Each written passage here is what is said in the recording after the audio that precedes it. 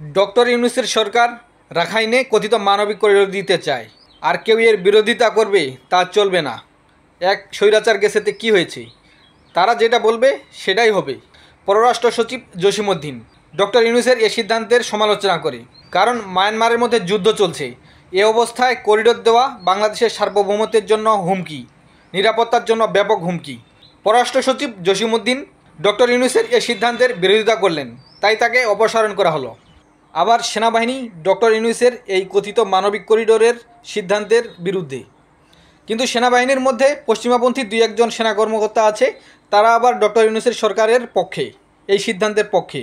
তার মধ্যে একজন লেফটেন্যান্ট জেনারেল কামরুল হাসান, সেনাপ্রধান তাকে অপসারণ করার সিদ্ধান্ত নেন। কিন্তু পশ্চিমা লবিং আর ডক্টর ইউনূস সরকারের হস্তক্ষেপে সে রক্ষা পায় এবং সে সেনাবাহিনীতে বহাল তবিয়তে আছে। সেনাপ্রধান কেন পশ্চিমাপন্থী লেফটেন্যান্ট জেনারেল কামরুল হাসানকে বরখাস্ত করতে চাইবে? সেজন্য ডক্টর ইউনূসের সরকার সেনাপ্রধানের পদত্যাগ চায়, কিন্তু সেনাপ্রধান সেই সম্ভাবনা নাকচ করে দেন। পরিস্থিতি উত্তপ্ত দেখে সেনাপ্রধান সব জিওসিদের স্ট্যান্ড বাই করে ফেলেন। সেনাপ্রধানের যুক্তরাষ্ট্র সফরের কথা ছিল, কিন্তু সেনাপ্রধান সেই সফর বাতিল করে দেন, কারণ তিনি যদি দেশে না থাকেন তার অনুপস্থিতিতে দেশে বড় ধরনের ষড়যন্ত্র হতে পারে। তাকে বাদ দিয়ে নতুন কাউকে নিয়োগ দিতে পারে ডক্টর ইউনূসের সরকার।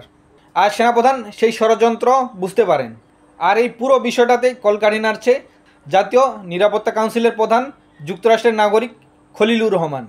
খলিলুর রহমানকে এই গুরুত্বপূর্ণ পদে বসানোই প্রমাণ করে ডক্টর ইউনূসের সরকার কী চাচ্ছে, কাদের হাতে দেশ তুলে দিতে যাচ্ছে।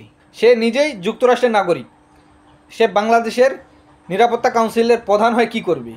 সে কার নিরাপত্তা দিবে? দেশটাকে কার হাতে তুলে দিবে? একবার চিন্তা করেন।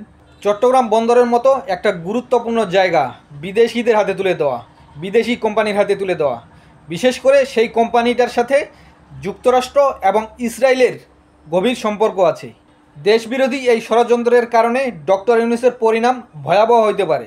স্বৈরাচার শেখ হাসিনা পালিয়ে গিয়েছিল, তার পরিণতি আমরা দেখেছি।